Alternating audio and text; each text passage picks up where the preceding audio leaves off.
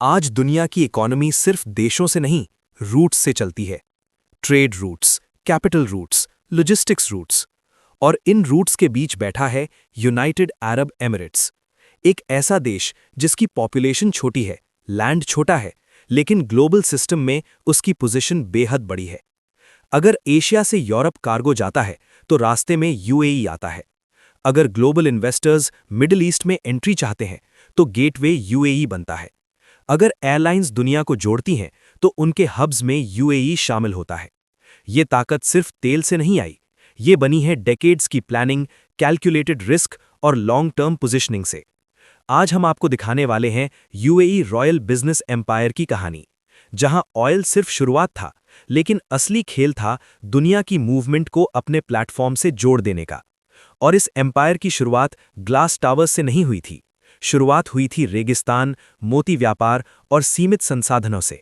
आज जब हम यूनाइटेड अरब एमिरेट्स का नाम सुनते हैं तो दिमाग में तुरंत इमेजेस बनती हैं दुबई की स्काईलाइन, अबू धाबी की wealth, luxury projects, global finance hubs. लेकिन कुछ दशक पहले ये इलाका ग्लोबल मैप पर लगभग इनविजिबल था। छोटी पॉपुलेशन, कमजोर इंफ्रास्ट्रक्चर और ग्लोबल ट्रेड सिस्टम में लगभग कोई खास पहचान नहीं। उस दौर में लोकल इकोनॉमी 3 चीजों पर टिकी थी: पर्ल डाइविंग, फिशिंग और स्मॉल रीजनल ट्रेड। यानी सर्वाइवल इकोनॉमी, स्ट्रैटेजी इकोनॉमी नहीं। फिर तेल मिला, लेकिन रिजर्व्स उतने बड़े नहीं थे जितने पड़ोसी सऊदी अरेबिया के पास थे। यहीं से यूएई की सोच अलग हुई। जहां कई देशों ने ऑयल को फाइनल डेस्टिनेशन मान लिया, यूएई ने उसे इनिशियल लेवरेज की तरह इस्तेमाल किया। पॉलिसी मेकर्स ने जल्दी समझ लिया ऑयल इनकम फ्यूचर गारंटी नहीं है। इसलिए फोकस सिर्फ एक्सट्रैक्शन पर नहीं गया, फोकस गया ट्रांसफॉर्मेशन पर।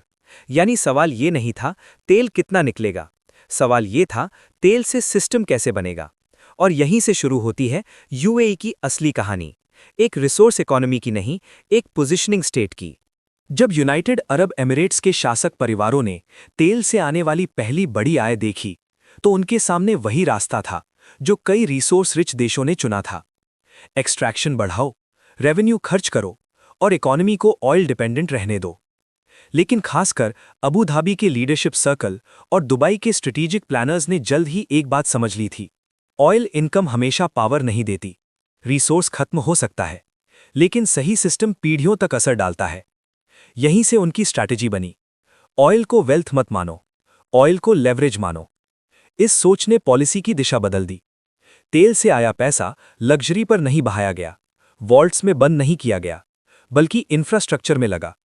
Deep water ports, international aviation hubs, logistics corridors, urban business districts, यानी रेवेन्यू को एसेट्स में बदला गया। और धीरे धीरे यूनाइटेड अरब एमिरेट्स ने खुद को एनर्जी एक्सपोर्टर के बजाय ग्लोबल कनेक्टर बनाना शुरू किया। ये बदलाव अचानक नहीं आया, लेकिन इसने देश की दिशा बदल दी। क्योंकि ऑयल बेचने वाला देश बाजार के भरोसे रहता है, लेकिन जो देश रास्ते बनाता है वो व्यापार की दिशा तय करता है। और यूएई ने यही रास्ता चुना, प्रोड्यूसर बनकर नहीं, प्लेटफॉर्म बनकर। हर देश अपनी ताकत किसी न किसी चीज से बनाता है, कहीं रिसोर्सेज से, कहीं मिलिट्री पावर से और कहीं पुराने इकोनॉमिक सिस्टम से।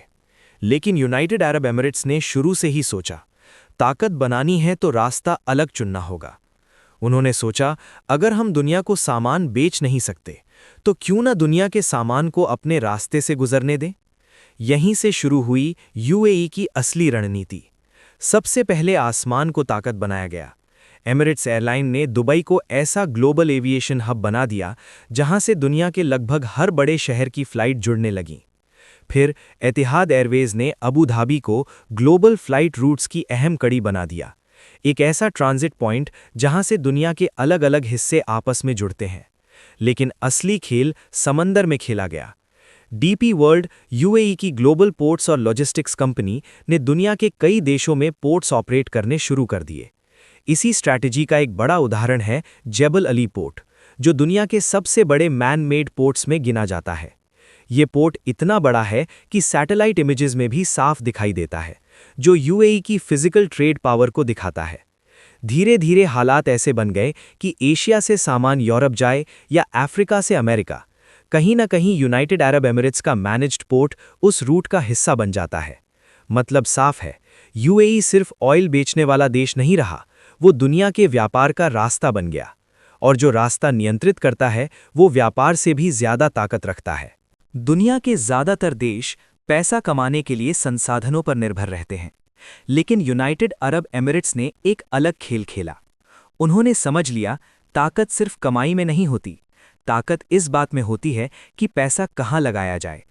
यहीं से शुरू होती है यूएई की असली फाइनेंशियल स्ट्रैटेजी, जहां तेल से कमाया गया धन खर्च नहीं किया गया, बल्कि दुनिया भर में फैलाया गया। इसके लिए बनाए गए विशाल सरकारी निवेश कोष, अबू धाबी इन्वेस्टमेंट अथॉरिटी, जो दुनिया के सबसे बड़े इंस्टीट्यूशनल इन्वेस्टर्स में गिना जाता है, मुबदाला इन्वेस्टमेंट कंपनी, जो फ्यूचर इंडस्ट्रीज, टेक्नोलॉजी और ग्लोबल पार्टनरशिप्स में निवेश करता है, और इन्वेस्टमेंट कॉर्पोरेशन ऑफ दुबई, जो दुबई की बड़ी कंपनियों और इंटरनेशनल एसेट्स को संभालता है। इन तीनों फंड्स की कंबाइंड वैल्यू को देखें तो यूएई आज एक $1 ट्रिलियन से भी बड़ा ग्लोबल फाइनेंशियल एम्पायर बन चुका है। इन कोषों का पैसा सिर्फ एक देश में नहीं लगा, निवेश फैले हुए हैं दुनिया के बड़े बैंकिंग सिस्टम्स में, न्यू टेक्नोलॉजी और स्टार्टअप्स में, क्लीन एनर्जी प्रोजेक्ट्स में, स्पेस रिसर्च प्रोग्राम्स में, स्पोर्ट्स, मीडिया और एंटरटेनमेंट इंडस्ट्री में। मतलब साफ है, यूएई सिर्फ व्यापार का रास्ता नहीं बना, वो दुनिया की अर्थव्यवस्था में एक ग्लोबल इन्वेस्टर बन गया। और निवेशक की ताकत हमेशा दिखाई कम देती है, लेकिन उसका असर सरहदों से बहुत दूर तक जाता है। कई देश अपनी ताकत सेना से दिखाते हैं, कुछ देश अर्थव्यवस्था से, लेकिन यूनाइटेड अरब एमिरेट्स ने एक अलग रास्ता चुना, रिश्तों से ताकत बनाना। यूएई ने दुनिया को दो हिस्सों में नहीं देखा, दोस्त और दुश्मन। उसने दुनिया को देखा मौकों के जाल की तरह। सुरक्षा और डिफेंस बैलेंस बनाए रखने के लिए उसने यूनाइटेड स्टेट्स के साथ स्ट्रॉन्ग स्ट्रेटेजिक रिलेशंस बनाए। ट्रेड, टेक्नोलॉजी और सप्लाई चेन के लिए उसने चाइना के साथ इकोनॉमिक कोऑपरेशन बढ़ाया। एनर्जी, ग्लोबल इन्वेस्टमेंट्स और मार्केट एक्सपेंशन के लिए उसने इंडिया के साथ स्ट्रेटेजिक लॉन्ग टर्म पार्टनरशिप बनाई।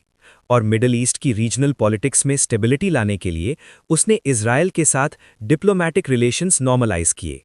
मतलब साफ है, यूएई किसी एक शक्ति के साथ बंधना नहीं चाहता। वो खुद को एक ऐसे मंच की तरह पेश करता है जहां अलग-अलग ताकतें एक दूसरे से जुड़ सकें। जहां कई देश पक्ष चुनते हैं, वहां यूएई संबंध चुनता है। इसी वजह से कभी-कभी लोग उसे मिडिल ईस्ट का स्विट्जरलैंड कहते हैं। कुछ लोग उसे एशिया का सिंगापुर मॉडल भी कहते हैं। लेकिन सच्चाई ये है, यूएई किसी की नकल नहीं है। उसने अपना मॉडल खुद बनाया है, एक ऐसा मॉडल जहां जियोग्राफी, डिप्लोमेसी और बिजनेस तीनों मिलकर प्रभाव बनाते हैं। और यही वजह है कि यूएई न तो सुपर पावर है, न मिलिट्री जायंट, फिर भी दुनिया की हर बड़ी ताकत उससे रिश्ता बनाए रखना चाहती है। यूएई की लीडरशिप ये साफ समझती है कि ऑयल हमेशा पावर का परमानेंट बेस नहीं रहेगा। इसलिए उनकी रियल स्ट्रैटेजी है आज की वेल्थ को कल की टेक्नोलॉजी में कन्वर्ट करना। अब फोकस सिर्फ एनर्जी बेचने पर नहीं, बल्कि फ्यूचर सिस्टम्स बिल्ड करने पर है। इसी विजन के तहत देश ने कई नए सेक्टर्स में इन्वेस्टमेंट्स बढ़ाए हैं।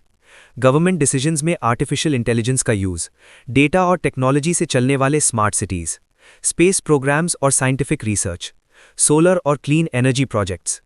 इसी लॉन्ग टर्म सोच का सबसे साफ एग्जाम्पल है मज़दार सिटी, एक ऐसा सिटी प्रोजेक्ट जिसे सिर्फ रहने के लिए नहीं, बल्कि फ्यूचर अर्बन सिस्टम्स को टेस्ट करने के लिए डिज़ाइन किया जा रहा है। यहाँ एनर्जी, ट्रांसपोर्ट और कंस्ट्रक्शन तीनों को नए मॉडल्स पर एक्सपेरिमेंट किया जा रहा है। लेकिन मज़दार सिटी को सिर्फ यूएई का प्रोजेक्ट समझना गलत होगा। ये एक्सपेरिमेंट सिर्फ यूएई का नहीं है, ये उन फ्यूचर सिटीज़ का प्रोटोटाइप है जिनमें आने वाले दशकों में दुनिया जीने वाली है। संदेश साफ है, यूनाइटेड अरब एमिरेट्स भविष्य का इंतजार नहीं कर रहा, वो आज की कमाई से कल की ताकत तैयार कर रहा है। क्योंकि जो देश समय से पहले बदलाव में निवेश करता है, वही आने वाले दौर में नियम तय करता है।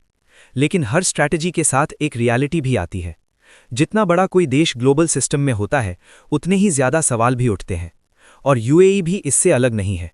फ्यूचर बिल्ड करते समय उसके सामने कुछ चैलेंजेस भी खड़े हुए। यहीं से कहानी का अगला पहलू शुरू होता है। यूनाइटेड अरब एमिरेट्स की राइज स्टोरी इंप्रेसिव है, लेकिन ग्लोबल इन्फ्लुएंस के साथ ग्लोबल स्क्रूटनी भी आती है। फास्ट डेवलपमेंट, मेगा इंफ्रास्ट्रक्चर और ग्लोबल कैपिटल फ्लोज के बीच कुछ मुद्दे लगातार चर्चा में रहते हैं। फ्रीडम ऑफ एक्सप्रेशन की सीमाएं, पॉलिटिकल पावर का सेंट्रलाइज्ड होना, माइग्रेंट वर्कर्स की working conditions. International media, policy institutes और ह्यूमन राइट्स ऑर्गेनाइजेशंस इन पर समय समय पर रिपोर्ट्स पब्लिश करते रहते हैं। लेकिन ग्लोबल पॉलिटिक्स अक्सर सीधी नहीं होती, वो हमेशा लेयर्ड होती है। कंट्रीज पब्लिक स्टेज पर कंसर्न्स रेज करती हैं, लेकिन उसी समय ट्रेड डील्स, इन्वेस्टमेंट्स और स्ट्रेटेजिक पार्टनरशिप्स भी जारी रहती हैं। यही वजह है कि यूएई पर डिबेट्स भी होती हैं और उसी समय बिजनेस कॉन्फ्रेंसेस, एविएशन रूट्स और कैपिटल फ्लोज वहीं की तरफ बढ़ते रहते हैं। क्योंकि इंटरनेशनल सिस्टम में पावर हमेशा लाउड नहीं होती, अक्सर रियल पावर वही होती है जो यूजफुल हो। और यूएई ने खुद को ग्लोबल सिस्टम में एक यूजफुल हब की तरह पोजीशन कर लिया है। यूएई ने दुनिया को एक सिंपल लेकिन पावरफुल लेसन दिया है। कंट्रीज साइज से पावरफुल नहीं बनते, स्ट्रैटेजी से बनते हैं।